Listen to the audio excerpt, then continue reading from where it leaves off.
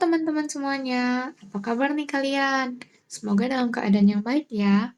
Jadi, perkenalkan nama aku Dava Sagita Winata dari Prodi Farmasi Universitas Katolik Indonesia Atmajaya. Pada kesempatan kali ini, aku akan membahas mengenai materi asam basa nih, yang biasa kita pelajarin di SMA ataupun di kuliah farmasi pada materi kimia dasar. Pantengin terus ya. Jadi, yang pertama kita akan membahas mengenai materi asam basa. Dari asam basa ini terdapat tiga tokoh yang memiliki pendapat yang berbeda-beda. Yang pertama ada Arrhenius. Menurut Arrhenius, asam itu melepaskan ion H+ dalam air. Lalu, basa itu melepaskan ion OH- dalam air. Dan netralisasi merupakan reaksi antara ion H+ dan OH- yang membentuk H2O. Lalu menurut Bronsted-Lowry, asam itu merupakan donor proton H+, atau yang memberi proton H+, dan basa merupakan aseptor proton H+, atau yang menerima proton H+, dan netralisasi merupakan transfer proton H+ dari asam ke basa, atau singkatnya merupakan perpindahan proton. Lalu, terdapat teori Lewis. Teori Lewis ini kebalikan dari Bronsted-Lowry, yang dimana asam merupakan aseptor pasangan elektron bebas, basa merupakan donor pasangan elektron bebas, dan netralisasi merupakan membentuk ikatan kovalent koordinasi. Lalu terdapat juga sifat dari air pH. Apabila pH kurang dari 7, maka larutan tersebut bersifat asam. Apabila pH lebih dari 7, maka akan bersifat basa. Apabila pH sama dengan 7, maka larutan tersebut bersifat netral. Kemudian terdapat kekuatan asam basa. Asam kuat akan terionisasi sempurna dalam air. Basa kuat akan terdisosiasi sempurna dalam air atau 100%. Asam lemah akan terionisasi sebagian dalam air, dan basa lemah akan terdisosiasi sebagian dalam air. Kemudian, kekuatan asam basa nggak hanya tergantung pada zatnya saja, melainkan akan bergantung juga pada pelarutnya. Semakin mudah zat melepaskan atau menerima proton H+, maka semakin kuat sifat asam atau basanya. Kekuatan asam atau basa bukan hanya dari zatnya saja, tapi juga tergantung kemampuan pelarut untuk menerima atau memberikan proton. Lalu terdapat basic strength of the solvent, yang dimana seberapa kuat pelarut tersebut untuk menerima proton yang akan mempengaruhi kekuatan asam atau basanya. Kemudian terdapat faktor-faktor yang mempengaruhi asam dan basa. Yang pertama ada keelektronegatifan, yang dimana muatan ion negatif akan lebih mudah distabilkan apabila terletak pada atom yang elektronegatif juga. Makin elektronegatif suatu atom, maka makin mudah atom menarik elektron hingga basa konjugat makin stabil dan asamnya semakin kuat. Keelektronegatifan akan bertambah dari kiri ke kanan dalam satu periode. Terdapat catatan yang dimana membandingkan kekuatan asam dan basa dengan nilai keelektronegativitas hanya digunakan jika H asam terikat pada atom yang berada pada periode yang sama. Kemudian terdapat ukuran atom. Muatan negatif anion akan lebih stabil apabila menyebar pada ruangan yang lebih luas.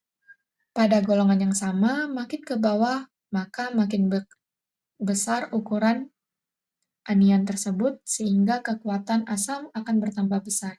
Atau singkatnya, keelektronegatifan itu membandingkan dua atom pada periode yang sama, dan ukuran atom itu membandingkan atom-atom pada golongan yang sama. Kemudian terdapat struktur resonansi. Resonansi merupakan perpindahan pasangan elektron ikatan pi dari ikatan rangkap ke ikatan tunggal dalam satu molekul atau ion. Muatan negatif basa konjugat dapat berpindah di antara dua atom atau lebih secara resonansi. Semakin banyak struktur resonansi basa konjugat yang terbentuk, maka makin stabil basa konjugatnya, sehingga makin kuat keasaman dari asam mula-mulanya. Kemudian, terdapat induksi. Efek induksi akan menggambarkan polarisasi ikatan atau tarikan kerapatan elektron oleh suatu atom elektronegatif atau elektropositif di dekat ikatan tersebut. Dalam bahasa konjugat, atom yang bermuatan negatif merupakan suatu pusat elektronegatif. Semakin banyak atom yang dapat membantu membagi muatan negatif, maka semakin membantu untuk menstabilkan muatan negatif tersebut, sehingga akan semakin stabil basa konjugatnya dan makin bersifat asam. Lalu yang kelima, terdapat orbital hibridasi. Kestabilan muatan negatif pada basa konjugat dipengaruhi oleh jenis orbital hibridnya, seperti karbon rangkap 3 terhibridasi sp, karbon rangkap 2 terhibridasi sp kuadrat, dan karbon rangkap tunggal terhibridasi sp pangkat 3. Lalu, terdapat hubungan Ka dan Kb, yang dimana hubungan sederhana antara konstanta disosiasi asam lemah atau Hb dengan basa konjugatnya atau B-, atau antara BH+ dan B. Ketika pelarutnya bersifat amfiprotik, misalnya seperti air. Amfiprotik merupakan dapat bersifat asam ataupun dapat bersifat basa. Hubungan ini diperoleh dengan mengalihkan persamaan disosiasi asam dan basa konjugatnya. Dapat dilihat dari rumus tersebut, apabila dijabarkan menjadi konsentrasi H3O+ dikali dengan konsentrasi OH- menghasilkan Kw. Kw ini nilainya merupakan 10 pangkat min 14 apabila pada suhu ruang atau 25 derajat. Setelah itu, bagian struktur molekul dan kekuatan asam. Di sini diambil contoh apabila zatnya merupakan asam kuat seperti HCl. Apabila HCl dimasukkan ke dalam pelarut murni seperti air, maka HCl akan mudah melepas ion H+. Apabila dimasukkan kepada pelarut khusus, bisa jadi lemah di pelarut asam asetat. Kemudian, bila zatnya asam lemah, seperti asam asetat atau CH3COOH, apabila dimasukkan ke dalam pelarut air, maka hanya sedikit yang melepas H+. Apabila pelarut khusus, bisa jadi kuat di pelarut amonia cair. Kemudian, terdapat sifat asam basa dari garam. Yang pertama, larutan garam bersifat netral. Jadi, asam kuat dan basa kuat memiliki konsentrasi yang sama apabila bersifat netral. Lalu, garam yang mengandung ion-ion dari asam kuat dan basa kuat. Contohnya seperti garam NaCl yang dilarutkan dalam air akan terbentuk ion Na+ dan Cl-, yang dimana Na+ merupakan asam konjugat dari NaOH dan Cl- merupakan basa konjugat dari HCl. Na+ ini merupakan asam konjugat yang lemah, sehingga ia tidak bisa mendonorkan proton. Kemudian Cl- merupakan basa konjugat yang lemah juga, sehingga ia tidak bisa menarik proton dari air. Jadi, Na+ dan Cl- tidak bisa bereaksi dengan air. Sehingga pH-nya sama dengan 7. Setelah itu, terdapat larutan garam bersifat asam, yang dimana garam yang mengandung ion asam kuat dan basa lemah. Contohnya seperti garam NH4Cl yang dilarutkan dalam air, akan terbentuk ion NH4+ dan Cl-. NH4+ ini merupakan asam konjugasi dari basa lemah NH3. Jadi NH4+ adalah asam konjugat yang kuat, sehingga ia bisa bereaksi dengan air dan menghasilkan H3O+. Kemudian Cl- merupakan basa konjugasi yang lemah dari asam kuat HCl, sehingga ia tidak bisa menarik proton dari air. Kemudian yang ketiga, terdapat larutan garam bersifat basa. Garam yang mengandung ion asam lemah dan basa kuat.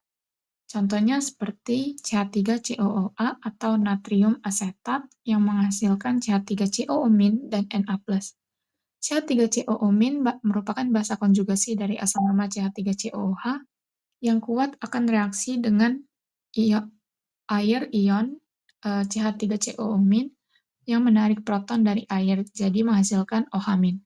Kemudian Na+ merupakan asam konjugasi dari basa kuat NaOH, sehingga Na+ jadi asam konjugasi yang lemah, dan Na+ tidak bisa bereaksi dengan air. Lalu, yang keempat, terdapat larutan yang mengandung kation asam dan anion basa. Itu merupakan tergantung dari konsentrasi asamnya.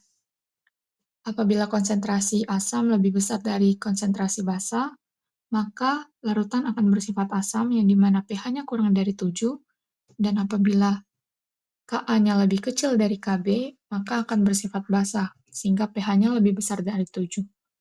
Apabila Ka sama dengan Kb, maka larutan akan bersifat netral, maka pH juga sama dengan 7. Lalu, terdapat oksida. Oksida merupakan persenyawaan unsur dengan oksigen. Jadi terdapat oksida asam, yang dimana senyawa oksida yang dibentuk dari non-logam dengan oksigen. Oksida asam ini biasanya juga disebut sebagai oksida non-logam. Apabila oksida asam direaksikan dengan air akan menghasilkan asam. Contohnya seperti CO2 plus H2O akan menghasilkan H2CO3. Lalu, oksida basa. Senyawa oksida yang dibentuk dari logam dengan oksigen. Oksida basa ini juga biasa disebut sebagai oksida logam. Oksida basa apabila direaksikan dengan air, maka akan menghasilkan basa. Contohnya seperti CaO plus H2O akan menghasilkan CaOH 2 kali. Lalu terdapat oksida amfoter, merupakan oksida logam atau metaloida yang direaksikan dengan air akan menghasilkan asam atau basa tergantung dengan suasana reaksinya. Terdapat pada contoh. Kemudian terdapat asam poliprotik, yang dimana asam yang dapat mendonorkan lebih dari satu proton H+ per molekulnya, berbeda dari asam monoprotik yang hanya satu saja. Dalam kesetimbangan asam basa, asam poliprotik bereaksi dalam beberapa tahap untuk melepaskan proton satu per satu, masing-masing dengan Ka yang berbeda-beda. Setiap tahap ionisasi memiliki Ka-nya sendiri-sendiri, dan nilai Ka untuk tahap selanjutnya pasti akan lebih kecil. Terdapat pada contoh, seperti H3PO4- ditambah H2O akan menghasilkan H2PO4- plus H3O+. Itu untuk Ka yang pertama. Lalu Ka yang kedua, H2PO4- plus H2O menghasilkan HPO42- plus H3O+, dan Ka yang ketiga, HPO4- plus H2O menghasilkan PO43+, maaf, PO43- dan H3O+. Jadi dapat dilihat, H-nya akan berkurang dari Ka yang pertama hingga Ka yang ketiga. Setelah itu, terdapat asam basa Lewis, yang dimana NH3 atau amonia punya pasangan elektron bebas atau PeB di atom nitrogen, yang bertindak sebagai basa Lewis. Kemudian H+, proton yang tidak punya elektron menerima pasangan elektron, yang bertindak sebagai asam Lewis. Karena terjadi ikatan kovalen koordinat, yaitu ikatan di mana pasangan elektron berasal hanya dari NH3 saja. Kemudian ciri-ciri khas dari teori Lewis ini, ia tidak perlu ada H+ dari air atau OH-. Yang penting, terdapat pertukaran pasangan elektron saja. Kemudian, asam basa Lewis ini berfokus kepada siapa yang memberi dan siapa yang menerima pasangan elektron bebas, bukan H+ seperti teori Bronsted-Lowry. Kemudian terdapat penentuan pH dengan berbagai metode. Yang pertama, terdapat kertas lakmus. Apabila larutan bersifat asam, maka lakmus biru berubah menjadi merah dan lakmus merah menetap. Apabila larutan bersifat basa, maka lakmus merah berubah menjadi biru dan lakmus biru menetap. Apabila larutan bersifat netral, maka tidak ada perubahan warna yang terjadi. Kemudian terdapat pH meter, yang dimana sensor elektroda mengukur perbedaan potensial listrik dalam larutan dan menampilkannya sebagai nilai pH. Dan yang terakhir, terdapat indikator universal seperti phenolphthalein, bromotimol biru, merah, metil merah, fenol merah, yang dimana zat warna yang berubah warna sesuai dengan pH-nya. Lalu terdapat penentuan pH dengan rumus-rumus tertentu, seperti asam kuat, misalnya HNO3+, HCl, HBr, dan lain-lain, dapat menggunakan rumus konsentrasi H+ sama dengan A kali Ma, yang dimana misalnya seperti H2SO4 berarti A-nya atau valensi asamnya sama dengan 2. Lalu apabila ditanya pH-nya, maka kita dapat menggunakan rumus min log konsentrasi dari H+. Begitu pula untuk mencari basa kuat. Setelah itu ada asam lemah, seperti HF, CH3COH, H2S, dan lain-lain, dapat kita gunakan rumus konsentrasi H+ sama dengan akar Ka dikali Ma. Tapi apabila Ka tidak diberitahu, maka kita dapat mencari dari derajat ionisasinya, seperti pada gambar. Begitu juga dengan asam lemah. Setelah itu, kita kembali lagi ke contoh soal pertama. Terdapat 50 mili larutan H2SO4 dengan konsentrasi 0,04 m yang ditanya berapa pH dari larutan tersebut. Maka kita dapat menggunakan rumus dari konsentrasi H+ sama dengan A dikali MA.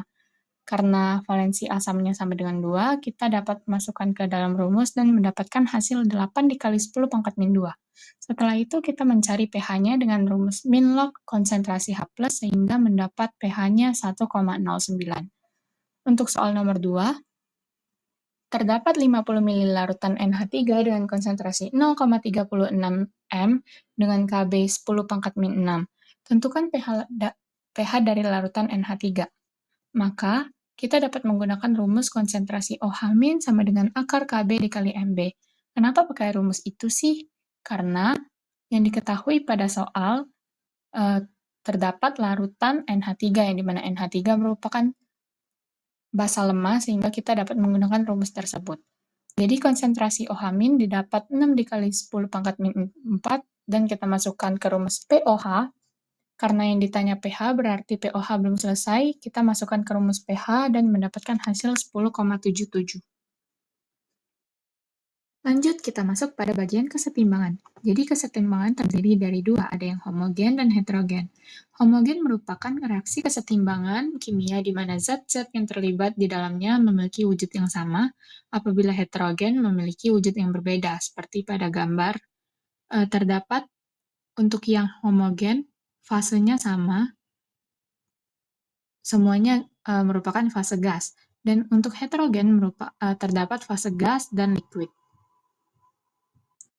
Ternyata kesetimbangan juga ada hubungannya loh dengan Kc dan Kp.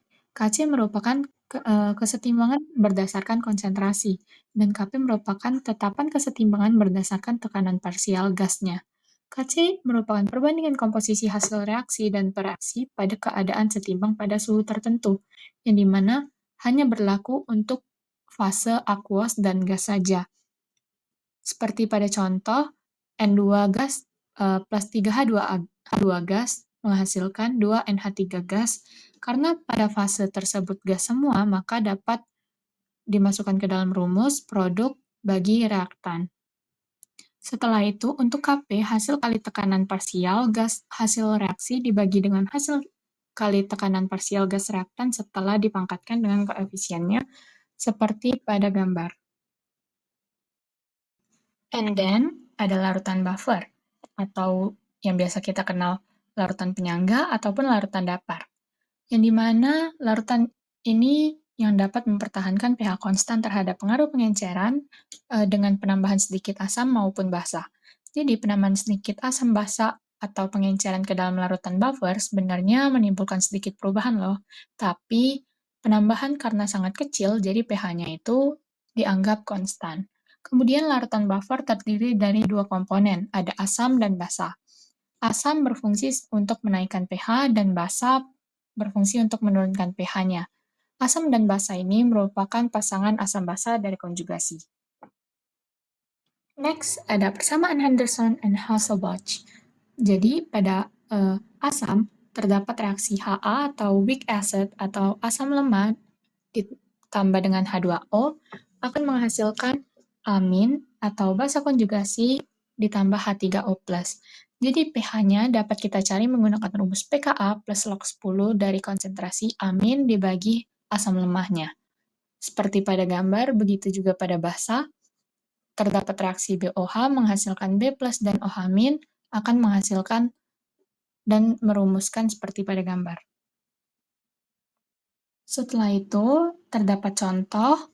Hitung pH larutan campuran NH4OH dengan konsentrasi 0,1 m dalam 100 mili dengan HCl 0,1 m dalam 50 mili. Kb-nya diketahui 10 pangkat min 5.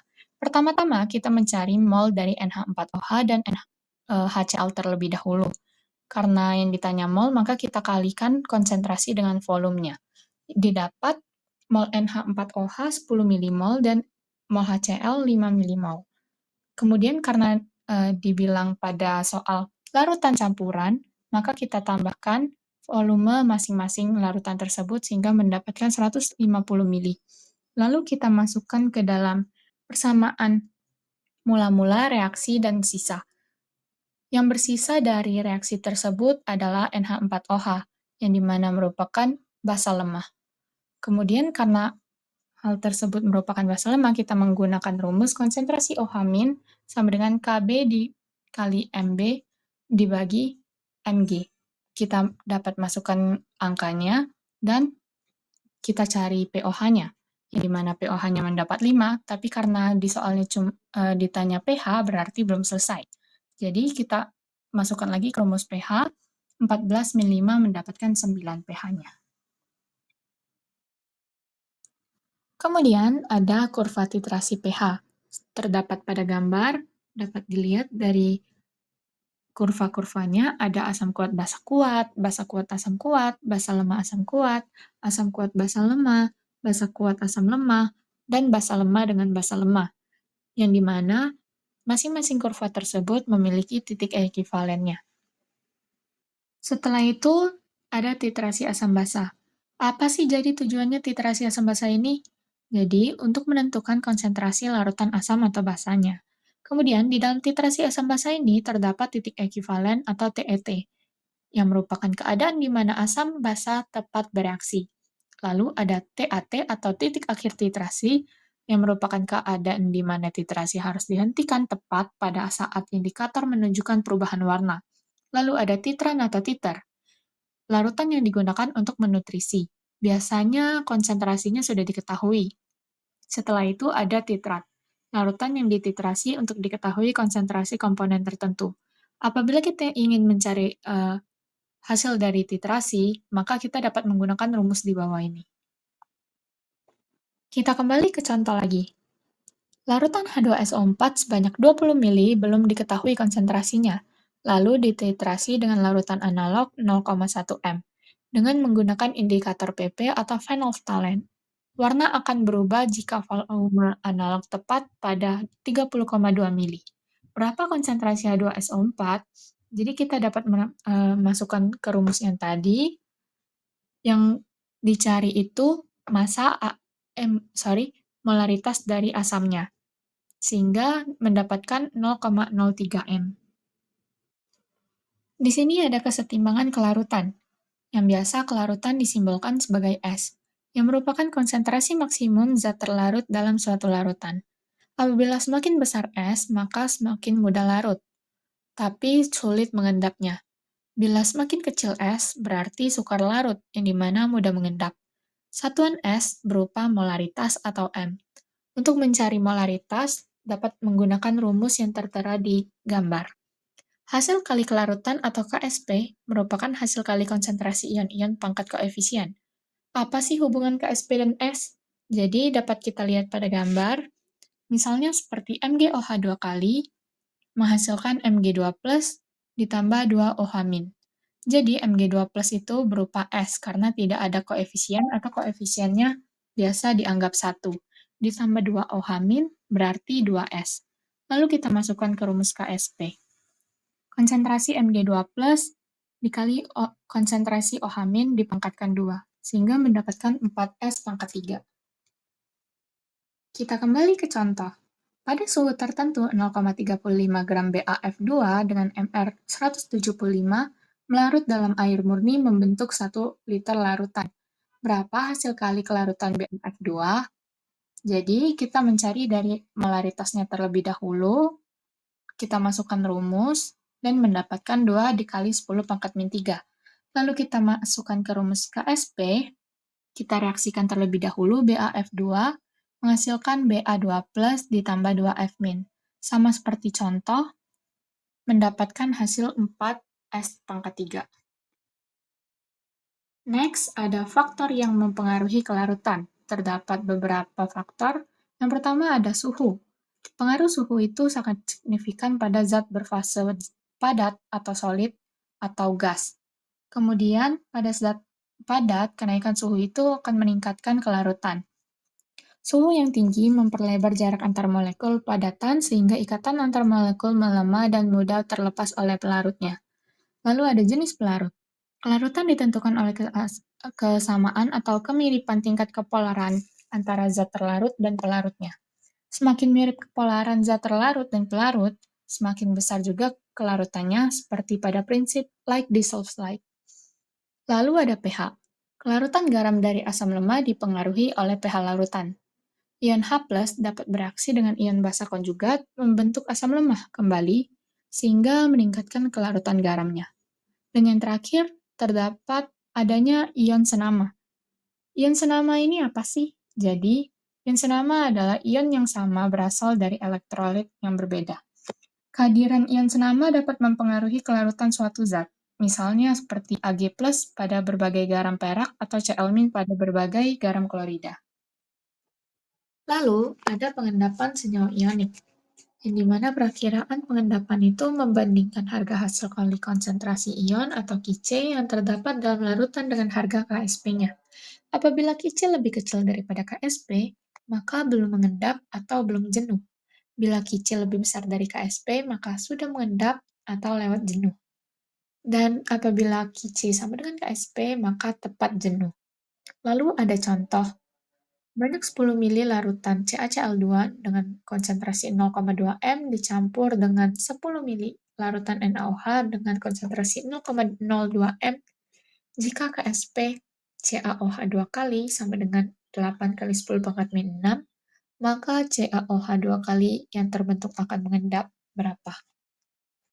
Maka dapat kita reaksikan terlebih dahulu CaCl2-nya menjadi Ca2+ plus 2Cl-. Kita tambahkan volume totalnya, karena yang diketahui di soal dibilang larutannya dicampur. Sehingga larutan totalnya itu 20 mili. Kita cari terlebih dahulu, kita bagi 10 bagi 2 dikali dengan konsentrasinya masing-masing. Mendapatkan 10 pangkat min 1 untuk Ca2+ dan 10 pangkat min 2 untuk OH-. Kenapa Ca2+ dan OH- saja yang kita cari? Karena yang diberitahu di soal yaitu CaOH 2 kali. Kemudian kita masukkan ke Kc dan Ksp-nya, sehingga mendapatkan Kc lebih besar daripada Ksp, yang berarti akan terbentuk endapan. Next, pemisahan ion dengan presipitasi selektif. Jadi, metode pemisahan ion dalam larutan berdasarkan perbedaan kelarutan senyawa ioniknya. Pemisahan dilakukan dengan penambahan reaksi tertentu sehingga hanya ion tertentu saja yang mengendap terlebih dahulu, sementara ion lain akan tetap larut. Semakin kecil nilai Ksp, maka semakin sukar larut, dan menjadi lebih mudah untuk mengendap. Dalam campuran ion, senyawa dengan Ksp lebih kecil akan mengendap lebih dahulu. Presipitasi terjadi ketika hasil kali konsentrasi ion melebihi Ksp-nya. Larutan mengandung beberapa kation, seperti Ag+, Pb2+, Cu2+. Ditambahkan reaksi pengendap seperti Cl-, SO42-, atau OH- secara bertahap. Ion dengan produk ion lebih besar Ksp terlebih dahulu akan membentuk endapan. Endapan dipisahkan dengan filtrasi. Ion lain akan tetap berada dalam larutannya. Kita masuk ke bagian yang terakhir. Jadi, asam basa itu fungsinya di bidang farmasi apa sih? Jadi, asam basa digunakan dalam pembuatan berbagai obat-obatan loh, seperti misalnya asam asetil salisilat, atau yang biasa kita kenal aspirin, yang merupakan asam lemah yang digunakan sebagai analgesik dan antipiretik, serta antisida yang mengandung basa seperti magnesium hidroksida atau aluminium hidroksida untuk menetralkan asam lambung. Asam basa ini nggak cuma berfungsi di bidang farmasi aja loh, tapi juga biasanya berfungsi di kehidupan sehari-hari kita, namun kita nggak sadarin. Jadi banyak banget fungsinya. Oke, kita telah selesai mengenai materi asam basa nih. Semoga apa yang telah dijelaskan dapat kalian terima dengan baik ya. Terima kasih telah mendengarkan.